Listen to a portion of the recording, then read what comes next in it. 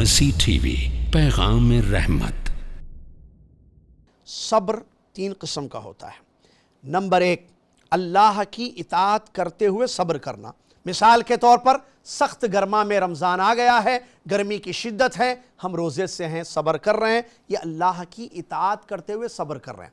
Number 2, अस्सब्रु Anil मासिया, गुनाहों से बचते हुए सब्र करना। नफ्स उभार रहा है, माहौल भी है, दिल चाह रहा है कि गुनाह करूं, लेकिन अपने नफ्स को हमने रोक लिया, कहा कि नहीं, मेरा रब नाराज हो रहा है। यहां और एक फायदे की बात, सलफ कहते हैं ला तंजुर इला सिगरिल मासिया वंजुर इला आज़मति मन असैत अल्लाहु अकबर। कितनी प्यारी बात सलफ सालिहीन ने बयान की है।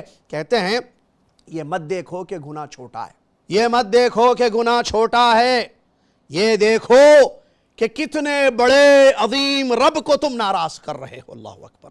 इसीलिए ज़रूरी है कि हम गुनाहों से बचते हुए अपने नफ्स को रोकें और सब्र करें। तीसरी किस्म सब्र की, अस्सब्रु अला अक़दारिल्लाह, कि अल्लाह तबारक व तआला की जो तकदीर है उस पर सब्र करना। क्या मतलब इसका?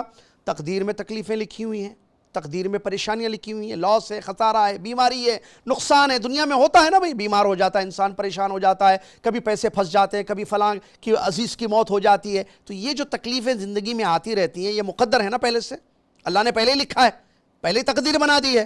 तो इस तकदीर पर जिसमें हमें तकलीफ़ हो रही है दुनिया में, हम सब्र करें। तो ये 3 किस्म का सब्र है, अल्लाह की इताअत करने पर सब्र, और अल्लाह की नाफरमानी से अपने आप को बचाते हुए सब्र करना, और तकदीर की तकलीफ़ें जो लिखी हुई हैं उस पर सब्र करना। तो ये सब्र ज़रूरी है। मर्सी टीवी के मज़ीद वीडियोस के लिए हमारे चैनल को सब्सक्राइब करें और बेल आइकॉन को क्लिक करना ना भूलें। जज़ाकल्लाहु खैर।